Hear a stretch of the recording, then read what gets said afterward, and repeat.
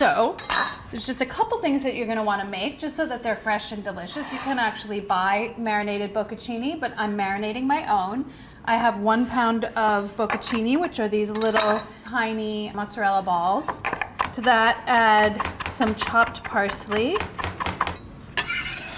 You can really flavor these however you want. And like I said, you can buy bocconcini marinated, but I do like to add just a little bit of my own touch to these things. So I'm doing it myself.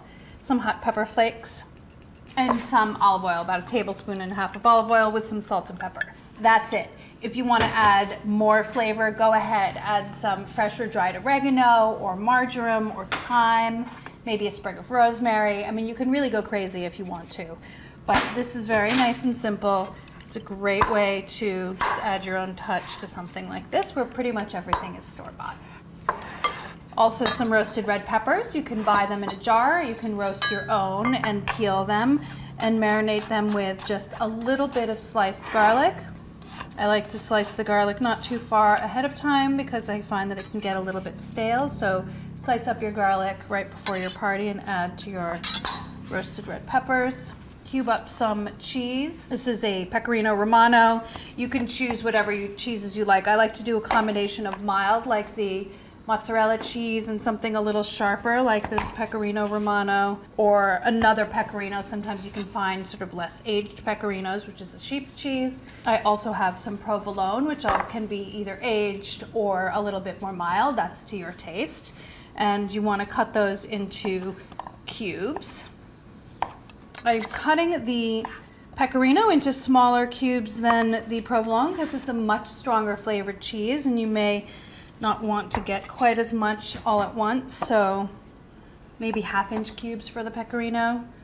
You can use Parmesan if that's your preference, also really delicious. I don't think people eat little cubes of Parm as much as I think they should because they're super delicious. You want to serve a little bit of fruit on your platter.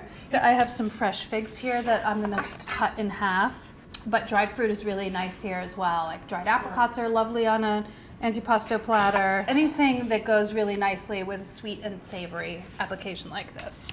To line the platter or the board, you might want to use something. Today I have these beautiful Treviso radicchio leaves. You certainly don't have to line your platter, and everything that you're putting on here is so beautiful anyway. It's completely up to you. But if you want to, you can go ahead and get some leaves of radicchio ready. I'm going to build mine directly on a board. So I have a cutting board because I want to have lots of space for everything. You can arrange your leaves. I think I'm not going to line my whole board. Just maybe just sort of cradle the olives or something like that. But if you want to use marinated olives or you prefer one type of olive over the other, you can choose that, of course. This is just a mixture of olives. I find that you can find really great varieties at olive bars at like Whole Foods these days. You can really find pretty much anything. It's really nice. And then just arrange however you like. I have a couple things that I have in little bowls. I'm going to leave those in bowls.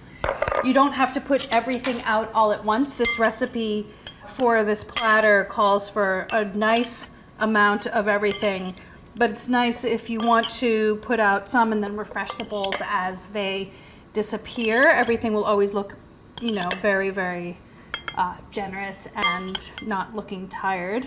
So that's what I'm going to do. I'm adding some my bocconcini here. These are Peppadew peppers. Same thing with the red peppers. You can arrange stuff directly on the board, but things that have a little bit of liquid should be separated, and I like to use little dishes. Any mismatched bowls work great. And then, let's see, some cheese. This is the provolone, a little pile of cheese. This is when your artistic side comes out, so don't fail. No, just kidding. There's no failing at this. It's super easy.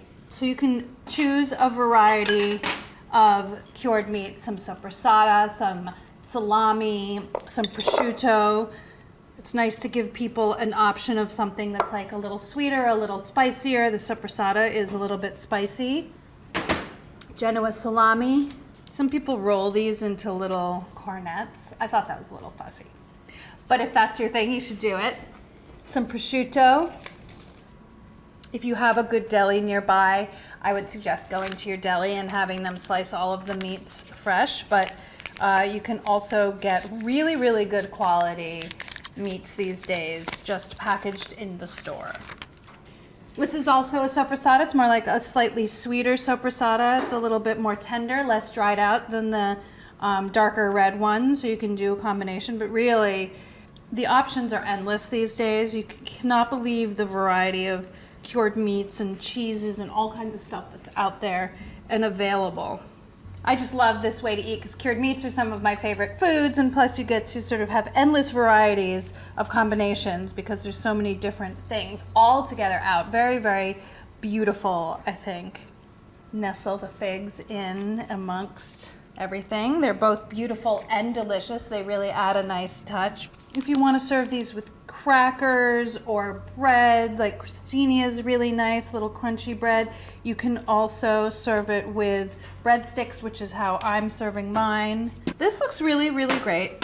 I'm gonna set all of this aside, keep it in the refrigerator, ready and waiting to replenish my board. But for now, I think this is a beautiful way to start off your party, and everybody's gonna really enjoy it, especially you, because it's so, so easy to put together. Enjoy.